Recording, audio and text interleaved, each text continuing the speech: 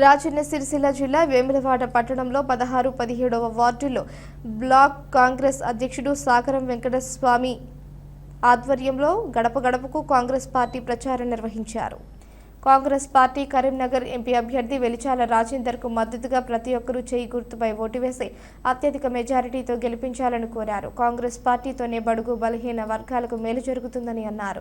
ఈ కార్యక్రమంలో 16, 17 వార్డుకు సంబంధించిన నాయకులు కూరగాయల కుమరయ్య, వంగల సీను, దాడి మల్లేశం, తోటల హరి, అంబాటి చందు, తోట రాజు, అరుణ్ తేజ, చారి, బొందల మహేష్, గిన్నెల రవి కాంగ్రెస్ నాయకులు ఉన్నారు. అలాగే మన సాగరం వెంకటస్వామి, శ్రీనివాస్ గారు, నాయకులందరూ అందరి సమక్షంలో గడప గడపకు ప్రచారం చేసి కాంగ్రెస్ పార్టీకి గెలిపించారని ప్రతి ఒక్కరిని కోరడం జరిగింది. ఎందుకనంటే కాంగ్రెస్ పార్టీ గెలవాలి. రాహుల్ గాంధీ ప్రధాని కావాలంటే మనం ఇక్కడ చేతి గుర్తుపై ఓటు వేసి వెలిచాల రాజేంద్రరావు గారిని అత్యధిక మెజార్టీతో గెలిపిస్తేనే అక్కడ రాహుల్ గాంధీ ప్రధాని అవుతాడు. ఇంతకు ముందు చేసిన బండి సంజయ్ కానీ, వినోద్ కుమార్ కానీ మన వేములవాడకు 5 పైసల జిల్లా ఖర్చు పెట్టలేదు.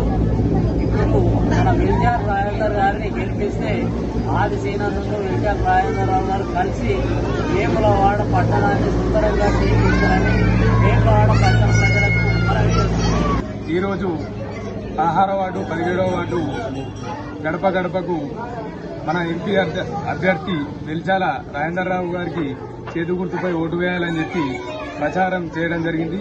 కాంగ్రెస్ కుటుంబ సభ్యులతో కలిసి ప్రతి ఒక్కరికి డబుల్ బెడ్రూమ్లు కానీ ప్రతి ఒక్క పథకం మనకు అందాలనంటే ఈరోజు మనం ఎంపీ అభ్యర్థిని గెలిపించుకొని మనం రాహుల్ గాంధీని పీఎం చేసుకోవాలని చెప్పి కోరడం జరిగింది.